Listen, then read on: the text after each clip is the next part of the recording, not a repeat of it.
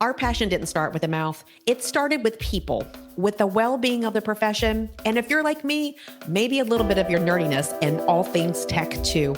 We all want to love what we do, but the truth is, burnout, people problems, and glass ceilings can keep us from doing what we set out to do. So let's get back to the heart of connection. Welcome to the Dental Handoff. This show is about passing you the knowledge, the habits, the systems, and the strategies to lead your teams, lean on your tech, and listen to your gut while you take care of people and truly the overall health of our communities. Let's stop using the wrong end of the toothbrush, y'all. My name is Dr. Kelly Tanner. Oh, and uniquely, I'm a dental hygienist too. You can consider me a guru in the dental and leadership industry. With over 3 decades of experience, my goal is to take you to the next level by empowering growth, perspective, and confidence. By identifying the gaps, recognizing the plaque, and extracting the truth with the other experts in the field. I'll share their stories, empower you to own yours, and elevate your passion in the process. So have a seat in the chair, put on your bib, and let's get to work. Welcome to the Dental Handoff. I am at ADHA SmileCon. There is a lot of activity that you'll see in the back. You'll see the exhibitor floor. Today, I have the honor of having Dr. Paul Feuerstein with me live. So thank you so much for being with me. This is a real challenge for me because usually I'm on the other end of this and I don't know what you want from me. Isn't this fun? It's nice to go outside of our comfort zone. So I told Dr. Feuerstein that I'm just going to, like you all know with our listeners and our followers, this is just really casual. It's about your story. Why dentistry? Tell us a little bit about you and why dentistry chose you. Well, first of all, everybody seems to think that I only work with technology stuff. I'm sitting in some office somewhere with wires flying all over the place. I'm a GP. I've been practicing. I graduated a long time ago. I graduated in 1972, but I'm only 40 years old, which is kind of interesting. Yeah. So I've been seeing patients for almost 50 years. It's a general practice. I had the opportunity, we could talk a little bit about it, to sell the practice to an associate about probably 10 years ago. And so I became an associate, which is a very, very nice thing as a transition, because now I can practice dentistry and I don't have to care about anything about administrative. Very, very different feel to the whole thing. So if I want to spend an hour and a half doing an occlusal restoration, so be it. So, I went to, as a kid, I was telling people that I wanted to be a dentist because my friend's father was a dentist. I didn't even know what he did. I just knew he was a dentist and I liked the guy. So I said, I'll be a dentist too. But as a kid, I was always a mechanical kid. I was doing electronic stuff. I was making little models and playing with toys and making all sorts of things. And it was very creative. And I'm going to hold this little asterisk for a second. And so my hand skills are very, very high. The other part of it is I'm a professional musician. So I'm professionally trained since I was a little kid with the traditional piano lessons, and I had saxophone lessons, and I had woodwind instrument lessons. I play bassoon. People don't know a lot of this stuff about me. And so it's always been my parallel path, but I never thought I was going to be any kind of a great rock star. I had one chance I'll tell you about. And then so I went to an undergrad school, SUNY Brook University, New York, and they didn't have a pre-med. So my parents and my friends said, well, just do chemistry, like be a chemistry major. So when you come out of school, if you change your mind, you can do chemistry. So I ended up doing biochemistry, chemistry, physics, math, science. I was a kind of a prodigy as a kid. So I don't want to make a big story, but I had a very high IQ, and I grew up in New York City. And in New York City, and this is a long time ago, there was the space race with Russia. And the city school system targeted smart kids who were good in math and science and tracked us differently than the other kids. So I had different classes than everybody else. When I was in high school, I had very few English classes. I had all math, physics, things like that. When I went to college, my concentration was all chemistry, biochemistry, physics, math, computer science, programming. They actually had computers in those days. I had to take one course. They made me take one course on philosophy to make so I can get a bachelor's degree in something, but it was a BS degree. Not a BS. The philosophy course was a BS course for me. I didn't even go to class. I spent 1 week at the end of the year before the final reading all the books at the same time, and I got a D. You got a D. And so I have a transcript. I'm applying to dental school with A's straight through. I had about a 3.9 cum and this D. So when I went to dental school to an interview for dental school, I said, "Do you have my transcript there?" I said, "You see that D? Let me explain what happened." I said, "You see all those A's in math, science, and everything?" So they didn't care. So the problem is I'm not well-rounded. I never had a chance to be in philosophy, English, classes like that. The other problem I had, being this child prodigy, is I graduated from college. I was 18 in my senior year, and so I never had an upbringing, a social upbringing. So I'm just kind of a rebellious character. So when I went to dental school, they came. This is interesting. I'm gonna tell you stories. These are stories that you're gonna get a scoop on this stuff. So I go to dental school, and you get this packet, and this is 1968, 69. It says, okay, here's what you have to do. We have requirements: no facial hair. You must have short hair, like no longer than 2 inches here or there. You have to have sideburns above your ear, and if you saw my pictures from SUNY Brook, you'd see I was like long hair, playing in a band, rock and roll bands, and everything else like that. So I did it. My parents said, "You got to do this. You got to do this." So I showed up the first day of school, as was prescribed, and then I said, "I'm not staying with this. I can't deal it. I just can't deal with this." So I let my hair grow a little longer, my sideburns a little longer, and a couple of professors go, "Paul, have you seen the requirements?" I go, "Yep," and I knew I was going to have a problem because they were going to be picking on me. And if I wasn't an A student, they'd throw me out of school. And they tried. So the next thing you know, I have almost a beard. The next thing you know, my hair was longer. And 2 other people in my class followed with me. We were all like the rebels.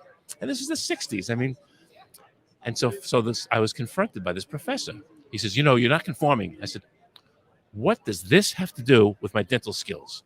He goes, "It's the rules." And who made those rules? And when were those rules made? And I was like, anyway, I got in big trouble. But eventually, they just accepted what I did, and then this became more acceptable. And this has been my look for forever, basically. Except for COVID, I had to trim over here because of my N95 mask. I had to get in. But other than that, so it was a lot of fun. It was just a lot of fun in dental school, being this rebellious character. But because I was this rebellious character, I had to really be top of the line. So I wasn't number one in my class. I was so disappointed. There were 2 people in my class that had like photographic memories and stuff. I said, "Oh man." So why dentistry though? Because you had the fine motor skills, because you knew that you wanted to do something. So what was that reason? I don't really know, because I really didn't understand what dentistry was until I was in dental school, and I enjoyed it. So here's the hard part. In my junior year of dental school, you go to clinic. You have a lot of spare time. And I was also in a rock band, a very, very good rock band. And wouldn't you know, we did auditions in New York. I was in school in New Jersey. We were auditioning in Manhattan. We got picked up by Decca Records while I was in dental school. I went, wow. So I'm going to meet. So I'm in clinic, and then at night I go to downtown playing music. So we had meetings with Decca Records, and we sat down with the executives there, and it was 4 of us, and they said, "We would like to sign you to a small contract. We want you to do this particular song. We're going to bring you in the recording studio. You can do this record. It's called a 45, as you see in my tie." Flip it up. We had an A side and a B side and all this other stuff. And I thought, all right, this is cool. And then they said, after we recorded, "You're going on tour." I went, like where? In the Bronx, maybe? No, you're going across country. You go to Minnesota. You're going to Minneapolis. You're going to, San Francisco. You're going to Las Vegas. I go, not to just me. Well, I'm in dental school. Just take a year off. And I thought, should I take this year off? That's hard. That's a conundrum. But then I also knew this is the culture that I'll just say it was the 60s culture. I don't know if I would have lived that year through all the things that were going on. And I sure wasn't going to go back to dental school, even if I said I was going back to dental school. And my parents sat me down hard. They said, you're a flash in the pan. You may be a rock star, you may not be a rock star. You don't know what's going to happen. You will have no career if this thing falls apart. And they scared the crap out of me in simple English. And then I have an aunt who's a professional keyboard player, piano player. She's a professional. She teaches classical music at Juilliard and places like that. And she said, you can't do it. You can't do it. Music should not be your career. You have to be finished dental school. So we had this big meeting. The four of us had to go with the executive at DECA to sign the contract. I was preparing. My mouth was stopped. I was preparing the speech to say, I'm not going to do it. And just before I said anything, the singer, this woman who was a singer, young girl who was a singer, said, I'm not doing this. I go, what's the matter? Her name is Hallie Hammer. You can look her up. She's still doing this. And she's out in California, San Francisco. She said, I don't like this contract. It's too restrictive. You're making us do this and do that. And I'm not signing. I said, yeah, me neither. So someone else go first. I wasn't the bad guy. And they were disturbed. So I still continued the career and finished dental school. And then when I got out of dental school, I played in some bands at local bars, and I dressed down. And look at me. I mean, I don't have to do much to dress down. And every once in a while, I'll be playing some bar somewhere. And these were bad bars. And a patient would look up and they go, huh? They stare up. So they come over to me and go, aren't you? I said, no, that's my twin brother. So that was my dental course of career. So forget about the other stuff that I've been doing. So as a dentist, I was a tinkerer. We got a new chair. I took it apart to see how it worked. All the equipment that came in, I wanted to know how it worked, what it did. The other thing I had was a very unique, you know, I have to say very unique. It's not proper English. I had a unique skill, computer science. This is in the 70s. There was no Bill Gates. There was no nothing like that. And computers were starting to come into dentistry. And these computers were like the size of your refrigerator. And they cost $25,000. And they printed out bills. That's all they did. And you couldn't even do appointments or anything. But as it was evolving in the dental industry, some companies came up and they were developing products. And through a complicated story, they found me and they'd say, hey, you can speak dentist and you can speak computer. So what does 3MOD mean? Huh? Yeah, it says 3MOD. Oh, 3MOD. Oh, I get it. So I had to explain to them teeth numbers, and we ended up writing programs in a language called BASIC. And I actually had a thing called the Radio Shack computer. I wrote, which I still have in my attic. I wrote a program for dentistry there, and then I became sort of a consultant to the dental computer people. And then it just evolved. So then all of a sudden, like the ADA, as a matter of fact, wow, a long time ago, said, hey, can you explain computers to the dentists? So what I would do is I'd go to take one of my old computers, and for those of you who remember computers, how about a 286 or a 386 computer? The people will know what that means. I'd bring one with me, a broken one, to a dental meeting, and I'd say, so something is called a hard drive, and I'd open up the computer and I'd say, here it is. And this is called memory, and here it is. And I would just explain how the computers work. For about 2 years, I was doing this computer course at the ADA meeting and Chicago meeting and all the other meetings. So I became a lecturer partly because of that. In the meantime, something called the internet was starting to happen. Well, I don't know what it was called at the time. We had these phones, you dial up this number on your phone, you put your phone on this thing, you had this noise, and there were a bunch of dentists in the country who knew how to do this stuff.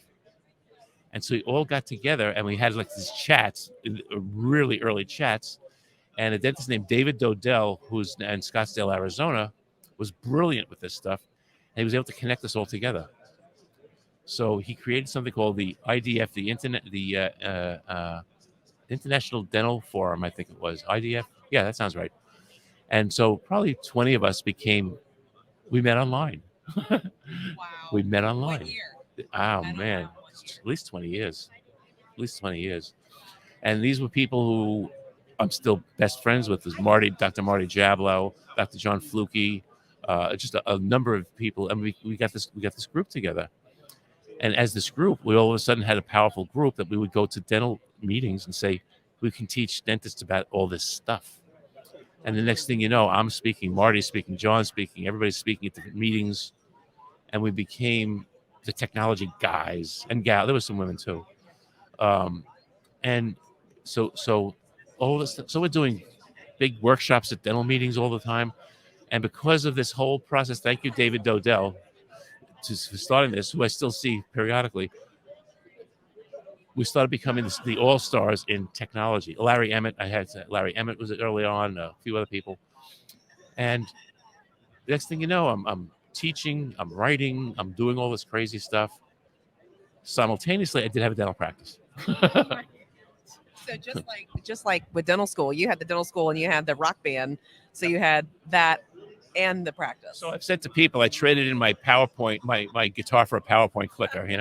So I mean, I have a brother who's in the music business, and one day at the ADA meeting was in Las Vegas, and I'm on stage.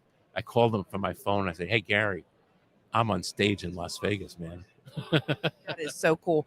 So I mean, you really were a pioneer in many ways. Technology, of course, even before any of that came out, you led the way. That's sometimes one of the hardest things about being a leader, is that you have to pave the path to make the new set of rules. And the problem I had was I first of all, I looked like this, which wasn't, and I actually cut my hair for this meeting just because I was going to come see you. So I had my hair. Thank you. So I developed this persona, and it was sort of like a clown suit in a way, and I became the clown.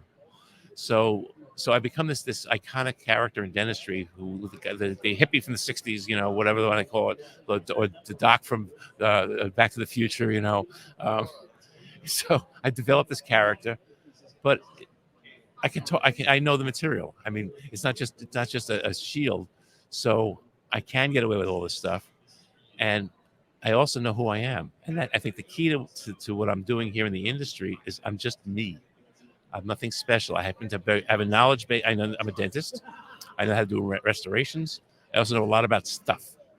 And so people say, "Oh, can I talk to you?" I go, "Well, why not?" I mean, well, you're the famous Dr. Paul. I go, I'm just Dr. Paul. I'm just Paul. I mean, leave it alone. So that's been a hard thing for me. And now, just jumping to today, I'm now the editor-in-chief of Dentistry Today, which was a long haul. And so I'm soliciting, that's a good word, new authors. I'm trying to find people. I troll Facebook, I troll Instagram. I find people who are posting things, and I find people who are posting beautiful cases, and I contact them. And I go, how would you like to write an article? And they go, me? I'm just some schmo in New Jersey. I go, no, you're a good dentist. You're a clinical dentist. And I don't know how to write an article. I said, well, you don't have to write an article. You have a case. Tell us what happened. The patient came in, they broke their tooth, you did this thing, you did a scan, you did this. Write the article. And if you can't write it, I can help. And then we have editorial people that help with that. And so I'm finding new faces in dentistry. And my real goal right now is to really bring in new faces in dentistry and very diverse faces in dentistry. And I'm sitting here with you, and I'll say this specifically, I want more women in my magazine. In dentistry right now, it's dental schools over 50% female, and right now there's a giant push right now with women dentists trying to make their mark. And I sit here, I'm going off on a tangent here, but I sit here and say, what do you mean you're trying to make a statement? And I've talked to so many women dentists who come to a trade show just like this, and they'll walk up to a booth, and if there's some guy standing next to them who's a CPA, the people at the booth will talk to the guy. And I said, that can't be happening. And every woman I've spoken to said, I mean, a friend of mine is a board certified prosthodontist, and she's standing in a booth and they're talking to some guy next to her, and she wants to buy some major piece of equipment. She goes, hey, you know what? Screw you. I'm going someplace else, and I never realized that this bias exists. And they'll say to a woman, says, so who do you work for? I don't work for anybody. I have 6 dental offices that I own, So it's just a new passion of mine right now. We've been working with this. I've run into interesting groups. There's a group called the Mommy Dentists. And I've spoken to all the people in that group. And so I'm trying to make my mark with at least using my little forum with the magazine to open this big story up to everybody. And then we also, I just met yesterday with someone from the Hispanic Dental Association. I said, what's that? is that it turns out there's about, I think about 4 or 5% of dentists are Hispanic. And again, a woman Hispanic dentist, she says, "Oh yeah, you should see the pressure I'm under." And this woman has an office in California. I spoke to yesterday. Her name is Dr. Juicy, and she has like 6 dentists working for every specialty. And she has to push harder and become that much better than everybody else. So there's a lot of things going like that in dentistry, which I've found. Now I'm on a wild tangent here. I'm so No, sorry. but what you're describing is a sense of leadership. I mean, because it's people who are learning how to break the mold, and it's just like with women, just like with the Hispanic Association. I mean, you did something similar where you broke a mold, the stigma, a bias around a certain type of individual. So it sounds like that's my dental school days, as you said. Yeah, I mean, there's even an LGBTQ dental group now too. I mean, it's and I said, I don't know this. And for me, I mean, I grew up in New York City. And I live in Boston area, and to me, it's like, I mean, you're just a dentist. You're not this kind of you're a dentist. You're a clinician. It just bothers me that there's there are biases all over that, but that's the world. That's the world we live in. So that's my child. I'm still the child of the '60s. Well, I think it's amazing that you've acknowledged that it is something, because you have to first stand back and say, this is a true issue. How can I and what can I do to support that and move this forward? So it peels back the layers of the onion so other people can truly see what's there. It's just like any other social movement that you have I'm sure you experienced. I was up there with protest marches in downtown Newark, New Jersey. Oh my gosh. When I was in dental school, we were in New Jersey, and in Manhattan, which was not very far from where I was, there was NYU Dental School and Columbia Dental School, and we used to go shoot back and forth and organize protest marches and all sorts of stuff. I was never arrested.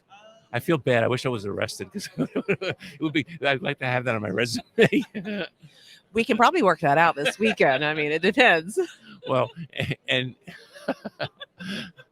but I've always just tried to break out of things and break that mold, as you said, and so that's been my passion. And then people keep forgetting I'm a GP. Right now I have probably 600 or 700 active patients. I've cut myself down to about 3 days a week, and I'm working hard as anything, but it's fine. I mean, and also being on the lecture circuit before that, or the lectern, I can't just say I heard about this new product. I have to say I heard about this new product, and here's how I used it last Thursday, and here was Janine, and here was Jim, and here was whoever it was. So that's also very important. So for me, it's I have the opportunity, because of what I do, to get things before anybody else does. I can try these things out and use them and show them, and it's like I'm like a big shot. I got this new stuff to show you, this new machine to show you, all these things like that. So that's been a lot of fun too. And my patients come in, they sit in the chair and they look around. Okay, what do you got? What do you got? What are you trying today? And they love it. They love it. And we're not experimenting. At one point, I did some experimental stuff that we were doing, but patients knew about it ahead of time. These are all proven products, but that you're getting the latest. Now, I've had some failures, as dentistry does. There were certain products that came out, especially some laboratory product way back, that we did some crowns of the material, and all the crowns broke. It's like, oh boy. But the patients really didn't care. They said, well, we know you were doing some cool new thing, and so that was okay. Yeah. So and so people say to me, you've been doing this for almost 50 years. What are you doing? I mean, you're practicing 3 days a week. You're running the magazine 7 days a week. You're off lecturing once or twice a month. I do have a wife. I do have kids. They don't live with me right now. They're old and done. But I don't know. When COVID hit, we were locked down for a couple of months. I hated sitting in my house. I needed a personal interaction with people. I mean, it was just horrible. So I just keep pushing away, and unless I can't physically do it, or like I said to my patients, they said, when are you going to quit? I go, when I lose my enthusiasm. When I lose my enthusiasm, I'm done. And on Facebook, I see posts every once in a while. When are you going to retire? At 62, at 63, 65. There's some people like me say, never. Yeah. And it's a passion. The whole thing's a passion. So what advice would you give someone? So you've mentioned some people that you said, do you want to be in our magazine? Do you want to write an article? What would you say to that dentist, that individual, to encourage them to say, you do have something worthwhile to contribute to the profession? How would you reach out to them? What would they need to understand to rethink who they are and what they're contributing to the profession? Well, for starters, a lot of the people I see cases that are posted, are fabulous cases, and I'll talk to the clinician, and they'll go, "That's just what I do every day." I go, "Well, you don't understand. That's better than the average dentist." So I think every dentist thinks they're the best dentist. And there's no question. I mean, and we all know this, that we see work from all the other practitioners on our patients, and we go, "Oh man, who did that?" First of all, you never know what was going on in the first place, but that's a big deal. So I think if someone, there's no barriers to anybody becoming a lecturer, a key opinion leader. If you have a passion for doing certain type of process, um, you know, post your cases post your cases on Facebook, Instagram, things like that. See if you get responses, and you'll see, as people are very honest too, say, "Wow, what a piece of crap that is," and then you get people who say that was unbelievable. So I see that, and so I think social media is going to be as a good entree for somebody to sort of test the waters, and if you think you did something wonderful, show it out. And I mean, Facebook may not be the right forum, but some forum like that, and if it's, and I look at those things. I mean, I don't see obviously can't see everything, but plenty of people looking at those things, and some of the manufacturers looking. So I know, for example, one of the manufacturers here found a dentist in Australia that was posting some cases on Instagram, and the company said, "Whoa, look at this stuff." Got in touch with this person. So you never know. You never know. So I don't think there's any rules, but anybody can do it. Anybody can do it, and people just appear out of nowhere, and you go, "Wow, how come they're there?" Sometimes they get sponsorship from a manufacturer, or they do local study clubs. That was, I mean, I guess I'm wild here. I had to do. You had to pay your dues, so I did a lot of free lectures at local study clubs in Massachusetts. I had different little study clubs. I say, I'll come. You do have a dinner meeting. You have a 1 hour lecture. Hey, I'll do a lecture. And if you bomb, you bomb. And if you don't bomb, they go, "Hey, that was pretty good. Why don't you do another one next week at this other place?" So, you have to test the waters. That's really all. You have to do it. You have you have to do it to go through it. So I have to tell you about stage fright, which is funny. So as a musician, I never had it. I mean, I just go on stage. I'm on stage. If it's 10 people or 400 people or whatever it is. So I was doing a lecture at the Connecticut State Dental. I'll never forget this. The Connecticut State Dental Association. There had to be 800 dentists in this room. It was a gigantic room. And they also had exhibitors in the room. And a new implant thing came out. It was called, I can't remember what it was. It was some sort of a new implant thing. And so I'm explaining about, I said, and in the last couple of weeks, this new implant thing just came out. And I don't know much about it, but the rep over there, she must know everything. So I said, "Come on up here for a second." So this poor young woman comes up standing next to me. And I said, it's called ENCODE. The dentists know what this is, ENCODE, ENC.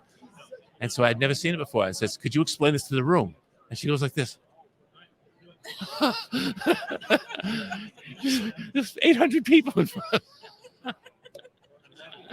I went, "Oh God, I'm so sorry." Talk about on the spot. But you have to learn how to you have to learn tricks of how to look at an audience and things like that. And there's all sorts of people that have tricks. I used to rehearse in my living room. I had Beanie Babies sitting on my couch. Yep. And I would talk to the Beanie Babies. That was my audience. So, and you have to rehearse. You really have to rehearse. You can't just wing it. You can't just say, "I have this PowerPoint slide," and just show up and do it. So, especially in the music business, what we used to do was, before we went on stage, you're kind of nervous no matter what. So we'd take our first song and practice the first 2 minutes, so we could close our eyes and just play the thing without even thinking about it. And you can be doing this and looking around. So in the lecture, take your first one or two slides or pieces of information and just rehearse the heck out of it. And you just start with that. And as you're talking, it's automatic. You're looking around the room and you go, "And now So I found that to be a great. That's great advice, because your opening is almost it's more important almost than the rest of the lecture. It engages people. But it doesn't have to be a good opening. It has to be just an opening that you can do like blindly. So you're not nervous about it. Yeah, absolutely. That's great advice, because it's on automatic pilot. And if you can just do it and set it and forget it, then all the nerves calm down after about minute 2, minute 3. Yep. But it's good for you too to have those nerves, because I think it makes your brain focus in on what you're doing. You're aware of what your body is doing, what you're saying. You can articulate your words. That's great advice.